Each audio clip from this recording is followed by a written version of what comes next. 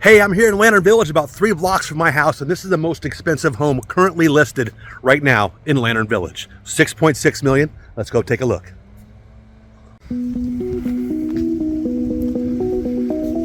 Driveway, 2-car garage. Nice courtyard. Hey, how's it going?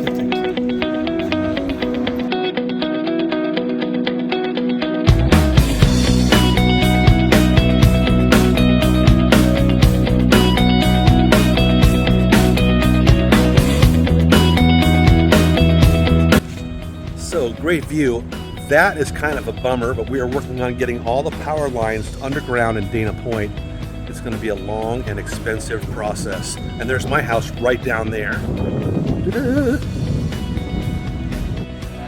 Pretty sweet little office den here. 6.6 million. I almost missed the theater. This is pretty nice. Okay, well, it does have a wine cave.